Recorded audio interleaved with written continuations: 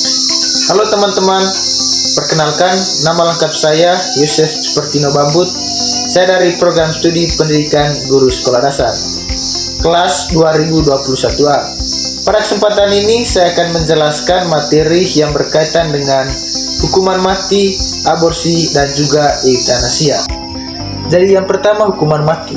Hukuman mati ini teman-teman, hukuman yang paling berat yang bisa diberikan kepada seseorang yang menjadi pelaku kejahatan. Jadi teman-teman, jika seseorang dijatuhi hukuman mati, artinya nyawanya akan diambil sebagai sanksi atas kejahatan yang sangat serius.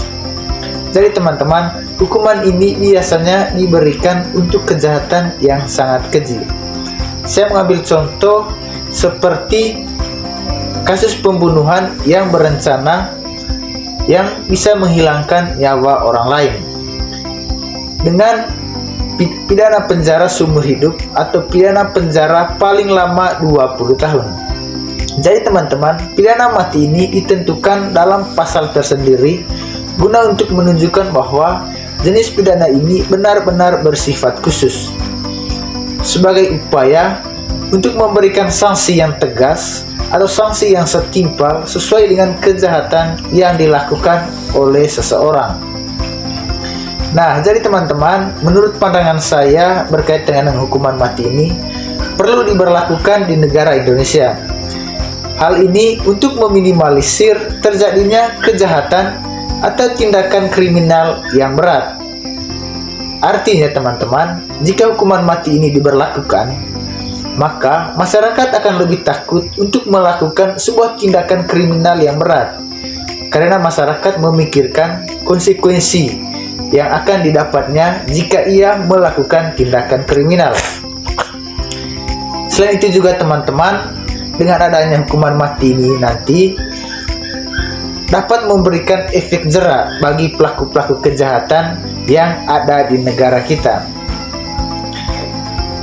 Dan juga teman-teman, untuk memperoleh keadilan bagi korban atau keluarga dari korban kejahatan atau korban tindakan kriminal.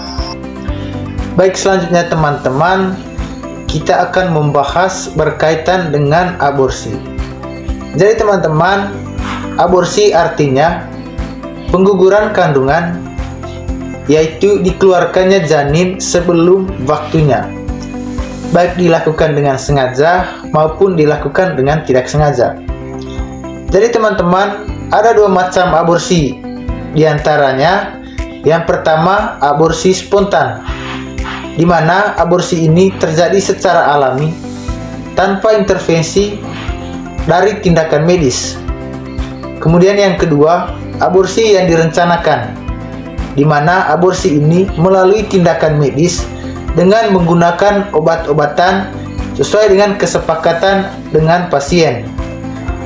Dapat dilakukan dengan tindakan bedah atau tindakan yang lainnya yang menyebabkan pendarahan lewat vagina. Di negara Indonesia ini teman-teman, aborsi dilarang karena dianggap melanggar hak asasi manusia.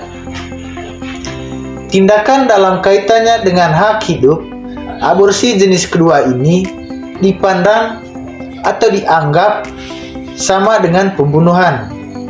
Jadi teman-teman, dalam Undang-Undang Nomor 36 Tahun 2009 tentang kesehatan ditegaskan bahwa aborsi sebagai tindakan yang dilarang kecuali ada alasan kedaruratan medis atau alasan kesehatan dari seorang ibu.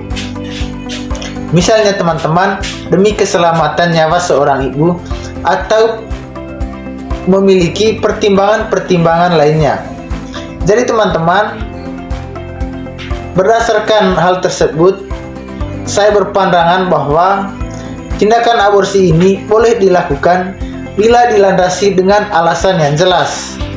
Artinya teman-teman, jika alasan seorang ibu melakukan aborsi karena adanya kedaruratan medis yang berkaitan dengan keselamatan seorang ibu atau keselamatan seorang bayi, maka aborsi ini boleh dilakukan.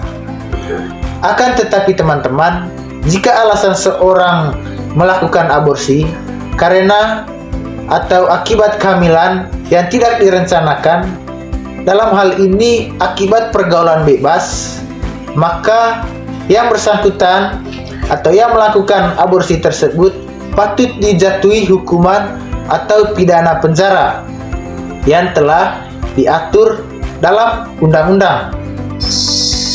Baik, selanjutnya teman-teman, saya akan menjelaskan berkaitan dengan eutanasia. Jadi teman-teman, eutanasia ini sering dilihat sebagai bentuk pengakhiran hidup seseorang yang mengalami sakit berat atau sakit parah dan menderita dengan alasan untuk bebas dari penderitanya. Jadi teman-teman, eutanasia ini biasanya dilakukan untuk kepentingan pasien itu sendiri, dengan cara tidak melakukan sesuatu atau tidak melakukan pengobatan untuk memperpanjang hidup seorang pasien, atau dengan sengaja melakukan sesuatu untuk memperpendek atau mengakhiri hidup si pasien. Nah teman-teman, di negara Indonesia, eutanasia ini dilihat sebagai tindakan yang melawan hukum. Bahkan bagi orang yang ikut membantu seseorang dalam melakukan tindakan eutanasia ini tanpa adanya persetujuan dari pasien maupun keluarga, maka akan dikenakan tindak pidana sesuai dengan hukuman yang berlaku. Jadi teman-teman, berkaitan dengan hal tersebut, maka saya berpandangan atau berpendapat bahwa eutanasia ini boleh dilakukan asalkan pihak medis bersama dengan pasien dan juga keluarga sudah bersepakat untuk melakukan tindakan eutanasia dan dengan didasari alasan yang jelas, seperti untuk mengurangi penderitaan dari seorang pasien. Dan teman-teman, dalam melakukan atau dalam proses eutanasia ini perlu adanya surat perjanjian yang dilakukan oleh keluarga maupun pasien dan juga pihak medis berupa surat persetujuan. Nah teman-teman, itu saja materi yang bisa saya jelaskan pada kesempatan ini. Semoga materi yang saya jelaskan ini dapat bermanfaat bagi teman-teman. Sekian dan terima kasih.